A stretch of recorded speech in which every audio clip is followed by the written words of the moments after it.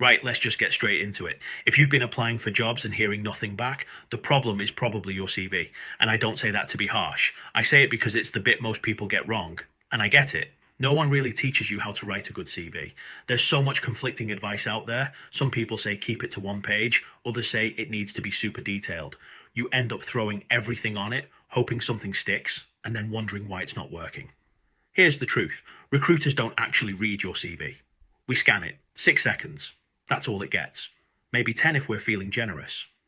But in those few seconds, we're trying to figure out one thing. Do you look like someone who could do this job? That's it. That's what we're scanning for. And if we can't see that straight away, we move on. It's not personal. It's just time. There might be 100 other CVS sitting in the same inbox. Now, when I say 6 seconds, I mean it literally. We open your CV, our eyes go straight to the top third of the page, and we're looking for a few key things. Who are you? What do you do? Where are you based? What's your most recent job? And does it match what we're hiring for? If we can tick those boxes fast, then great, we'll keep reading. But if it's unclear, too vague, or buried under a load of waffle, then it's going in the no pile. Not because you're not qualified, but because it's just not obvious.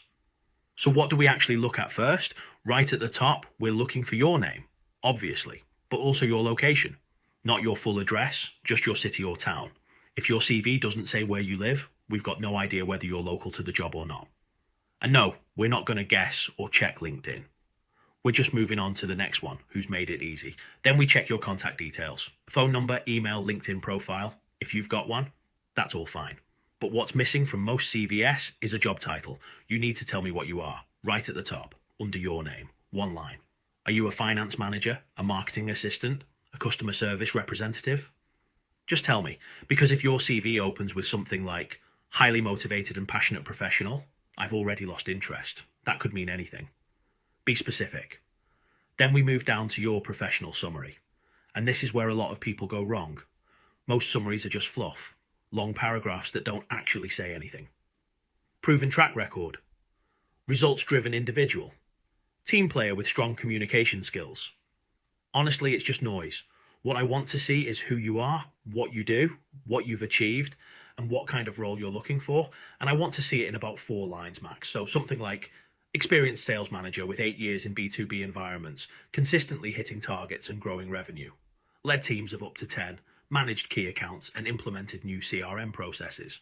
Now looking for a leadership role in a growth-focused company done. Clear. I know what you are, what you've done, and what you want. Now let's say I'm still with you at this point. I've scanned the top, it all looks relevant. Next I'm jumping straight to your most recent job. Company name, job title, dates. That's all standard.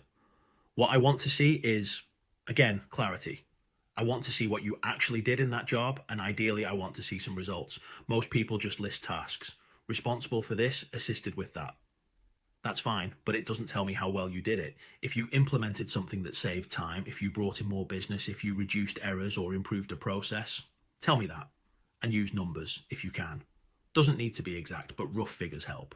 If you say you reduced call waiting times by 20%, that tells me a lot more than answered calls. A good rule of thumb is this. If I took your name off your CV and showed it to someone, would it read like a job description? Or would it show me what kind of impact you had in the role? Because if it's just a list of duties, it could be anyone's. But if you talk about what changed because you were in that role, then it's yours. That's what makes it stand out. Another thing to keep in mind, we're not reading every word. We're not sitting there with a cup of tea going line by line. We're skimming. So your CV needs to be easy to read. Simple layout, 1 column, clear headings, bullet points, white space. Don't cram everything in, make it scannable. And please don't use 2 columns. I don't know who started that trend, but it needs to stop. It looks neat, but it's harder to follow. We read left to right. Don't make me work to find the info I need. Because I won't. I'll just skip it. So now that you understand how quickly recruiters skim your CV, let's talk about how to actually fix it.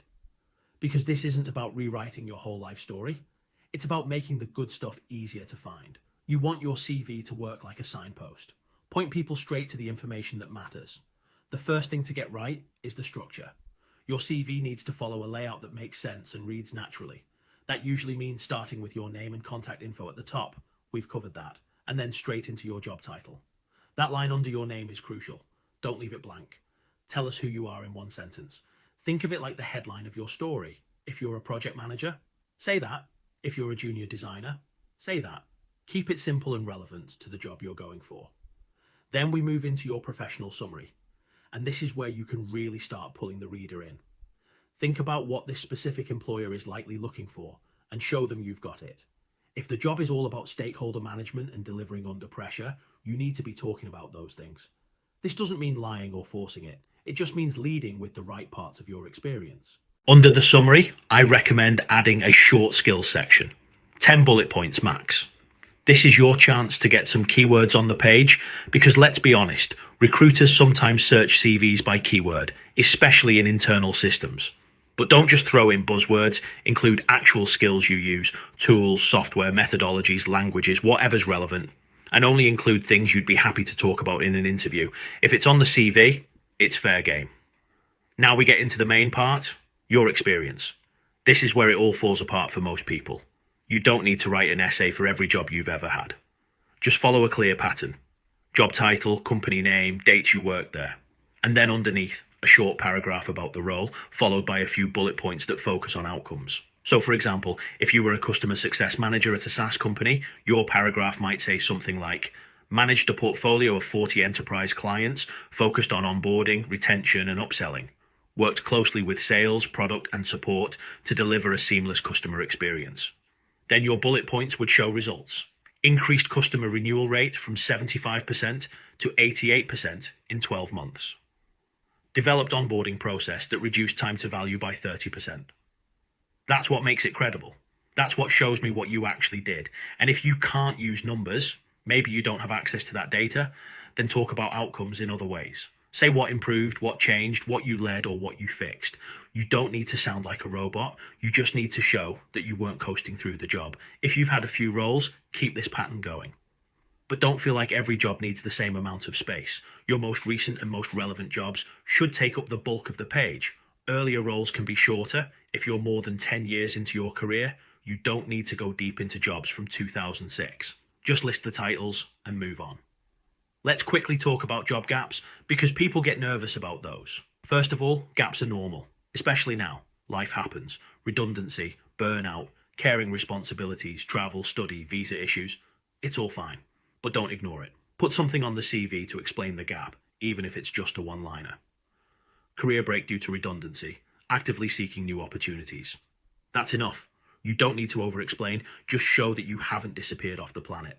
After experience, you've got your education section. Keep it brief. Your degree, your A-levels, or whatever your highest qualification is. If you've done any professional certifications that are actually relevant, stick them in here. But don't go all the way back to every course you've ever taken unless it adds value. No one's hiring you because you did a half-day Excel course in 2014. And that's really it. Contact information. Clear job title, short summary, skills, experience, education. You don't need hobbies unless they're impressive or relevant. You don't need a references line. Everyone knows they're available on request. You definitely don't need a photo. Just stick to what helps the recruiter say yes. The real key is simplicity. The more cluttered your CV is, the harder it is for someone to see what you bring to the table. You're not trying to tell your whole story, you're just trying to get the interview. That's the job of a CV. Nothing more, nothing less. You want someone to look at it and think, yep, I want to talk to this person. That's it. So now that you've got the structure sorted, your layout's clear and the content's easy to skim, let's talk about this idea of tailoring. And I'm just going to say it. Most of the advice you hear about tailoring your CV for every single role is complete nonsense. It's well-meaning, but it's not realistic. And it's not how most recruiters actually work. The truth is, if you're applying for roles in the same job family, say operations, admin, marketing, project management, sales, most of those roles are looking for the same types of skills. The job titles might vary slightly, but the expectations are pretty consistent. So instead of spending hours rewriting your CV every time you click apply, you're better off creating one strong, clear version that's targeted to that job family as a whole. You're not tailoring to a job, you're tailoring to a type of job. Think of it like building a foundation. You create a CV that speaks directly to your skill set as, say, an HR advisor. And once you've done that properly, you don't need to keep tweaking it every 5 minutes. You just need to make sure it covers the key areas that show you understand the work, the systems, the responsibilities, the outcomes that matter in that space. That's it. If you're applying for HR advisor roles, they're all broadly going to ask for things like employee relations, onboarding, systems like Workday or SAP, stakeholder management, maybe some basic reporting or policy work. They're not reinventing the wheel, so if your CV already speaks to those areas, you're good. That's tailored enough. Same goes for a marketing assistant. They'll all want campaign support, content updates, maybe CRM knowledge, social media scheduling, the usual stuff. What matters is that your CV clearly reflects the type of role you're going for. So yes, you still need to get specific. You still need to make sure your summary reflects the type of work you do, that your bullet points show impact, and that the skills you've listed are relevant. But once you've done that, you don't need to keep rewriting it every time a job ad changes the order of the words. What I would recommend, and this is much more practical, is having a few slightly different versions of your CV for different job families if your experience crosses into multiple areas. So maybe you've worked in operations and projects or sales and customer success. Build 2 core CVS, one for each, and use them depending on the focus of the role. But again, you're not writing 50 CVS. You're building a few targeted job family specific versions that actually make sense for how recruiters think. Recruiters don't expect you to mirror their job ad word for word. They're looking for fit. So if your CV speaks clearly to the space they're hiring in and they can see that alignment in 6 seconds, that's all that matters. You don't need to go through and swap out adjectives to match the tone of every new job description. That's not the bit that gets you shortlisted. What does make a difference is clarity. So if you're moving from one sector to another, maybe from public to private, or from a startup to a more corporate environment, then yeah, tweak the language. Strip out any internal acronyms or process names that only make sense in your old world. Use more universal terms. You don't want someone opening your CV and feeling like they need to decode it. But outside of that, your job isn't to make your CV match every single role. It's to make sure it clearly communicates your ability to do that type of work. Every single time. You want to be saying, this is what I do, this is what I've done, and this is where I add value. And doing it in a way that's relevant to the job family you're applying into. If you've got that, you don't need to keep reinventing the wheel. You just need to make sure your CV is working with you, not against you. So if you've been sitting there trying to force your CV to match a new job ad every time, stop. You don't need to. Get your foundation right. Make sure it's aligned to the type of roles you're going for. And once it's working, once it's sharp, clear, and focused, you'll get responses. Because at that point, you're making it easy for someone to say, yep, this person gets it. Let's bring them in. All right, in the next scene, we're going to bring this all together. I'll show you what a strong CV looks like when it's done properly, top to bottom, and how you can make yours feel confident, relevant, and easy to say yes to. Let's walk through it. Imagine I open your CV. The first thing I see is your name, clean and easy to read, followed by a job title that actually tells me what you do.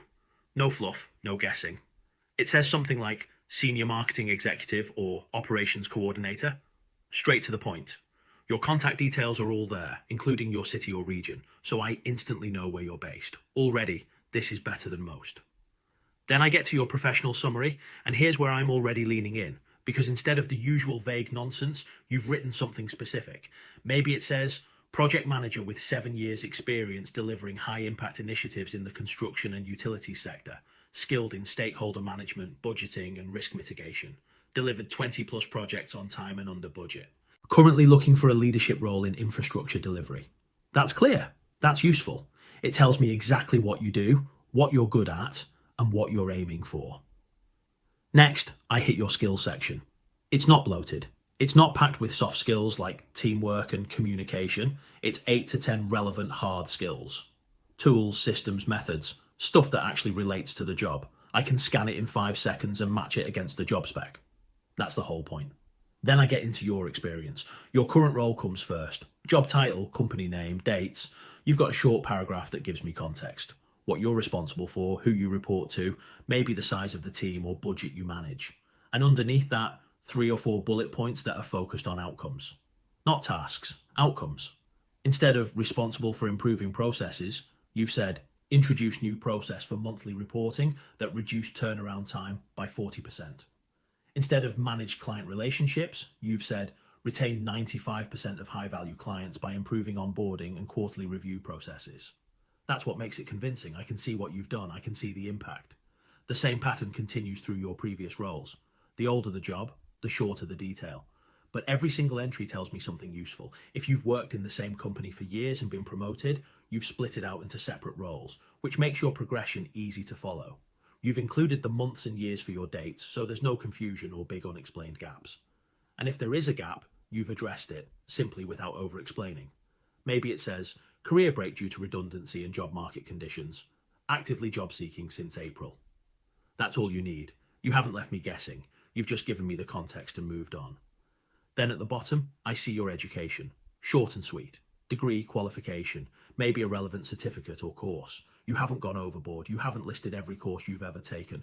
You've just included the stuff that actually adds weight to your application. And that's it. That's the CV. 1 or 2 pages max. Everything is there for a reason. No filler, no distractions, no long paragraphs, no buzzwords, no references available on request. Just a sharp, focused document that tells me who you are, what you've done, and why you're worth calling. Because that's the whole goal. You're not writing a CV to tell your life story. You're writing it to get someone to say, yeah, let's bring them in for a chat. That's it. It's a tool. And when it's done properly, it does the job for you. Now look, not every CV is going to land. Sometimes you'll still get ghosted. Sometimes you'll be up against 300 applicants and it just comes down to timing. That happens. But if you're consistently getting nothing back and you know your experience is solid, your first move should always be to fix the CV. Because it's the first impression, and if that impression isn't clear, confident and relevant, you'll never get the chance to show them what you can really do. So here's what I want you to do next. Pull up your CV and go through it with fresh eyes. Pretend you're the recruiter. Give yourself 6 seconds. Can you tell what role it's for? Can you see the most relevant experience straight away? Or are you hiding the good stuff behind waffle and formatting? Cut the clutter. Get specific. Show your impact. And above all, make it easy for someone to say yes. Because once your CV works, once it actually reflects who you are and what you bring, the whole job search gets easier. The rejections slow down, the interviews pick up, you stop questioning your experience and start having better conversations. You've got the skills, you've got the story, you just need to package it properly. Now go sort that CV. Check the link in the description for my free CV template and toolkit, as well as other tools that will really help in your job search. Make sure to hit the subscribe button for more no-nonsense job search and career advice. Cheers!